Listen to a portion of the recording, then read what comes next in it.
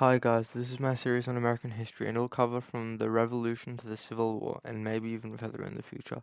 This is episode 3 and we'll be talking about the Stamp Act and the Boston Massacre. I'd like to start this video by saying if you notice any factual errors within the video or if I've said anything that is incorrect, please comment it and let me know. I'll make sure to correct it in a pinned comment or in the description.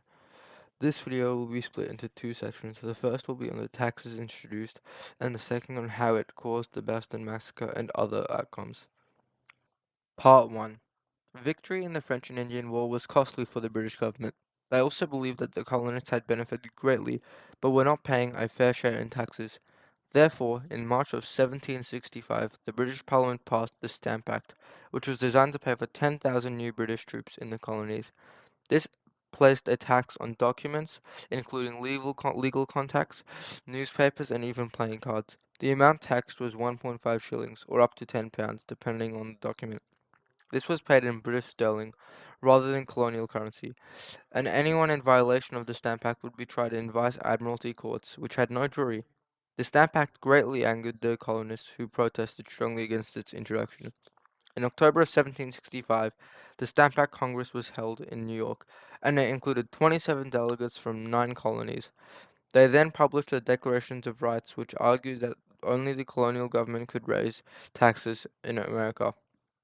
Since colonists didn't have a vote in British Parliament and colonial government had not been consulted on the stamp tax, therefore colonists were being taxed without consent. Protests broke out in various American cities, including Boston, New York, and Philadelphia. Stamp distributors were facing violent threats, so most had resigned their positions by 1766. Ultimately, these protests resulted in the repeal of the Stamp Act in 1766. However, the issue of taxation continued to cause resentment within the colonies. Part 2.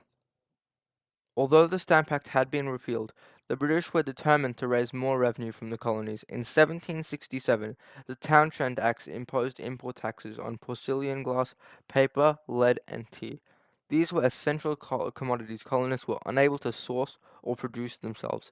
The revenue would pay salaries of colonial governors and judges, ensuring loyalty to Britain. The colonists responded to these taxes by organizing boycotts of British goods and harassing tax commissioners. In 1768, to quell the resistance, British troops occupied Boston. These troops became increasingly unwelcome and caused tension within Boston.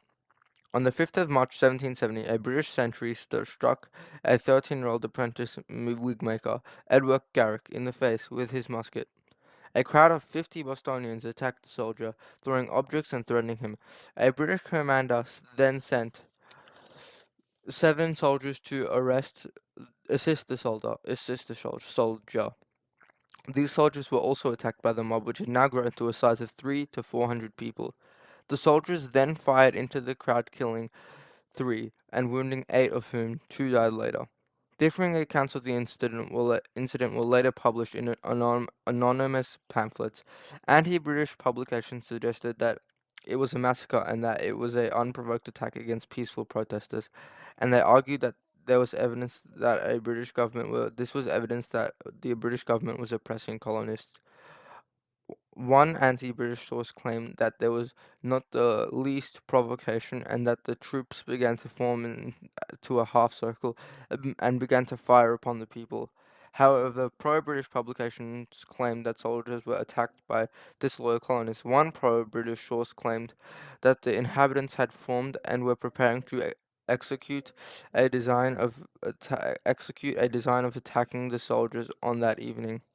Later in 1770, the Townshend tax were repealed except for the import duty on tea, since tea was the most lucrative tax because colonists drank nearly 1.2 million pounds of tea each year. In protest, the colonists boycotted tea sold by the British East India Company and smuggled in Dutch tea. In May 1773, the Tea Act was passed to allow the British East India Company to sell tea to the colonists tax-free. This made the East India Company tea much cheaper, which led to a boost in sales and an increase in company revenue. However, tea importers paid a tax when it reached colonial ports. This created a monopoly, banning other tea companies from selling to the American colonies. Even though the Tea Act made tea cheaper in some colonies. Some colonists protested. In December 16 of 1773, three East India Company ships arrived in Boston Harbor. A large group of colonists refused to allow the tea to be unloaded on the night of December. Unloaded. On the night of December 16, the Sons of Liberty boarded the ships and threw 342 chests holding 45 tons worth of tea, over $1 million, into the sea. Many colonists celebrated this event, which became known as the Boston Tea Party, as a blow against a tyrannical government. However, other colonists disapproved of the destruction of property. The British government was furious and saw this as an act of rebellion against the crown. Conclusion. In summary, the British needed to pay debt caused by the French and Indian War and looked to American colonies to provide them with revenue. The British then introduced a series of taxes through the Stamp Act, Townshend Acts, and Tea Acts, which the colonists resented. The colonists believed that the taxes were unfair and undermined their rights. By the 1770s, tensions between the colonists and governments were reaching a boiling point, and some colonists were beginning to defy the British government. Hi guys, I hope you liked the video. Just like to say thank you for watching. Happy New Year to you guys. This is my first video for 2024. 2025 actually. Gosh, time goes fast. But yeah, anyways, thank you for watching my videos. Really appreciate it. Have a great rest of your year. Hope you guys had a great New Year. Yeah, bye.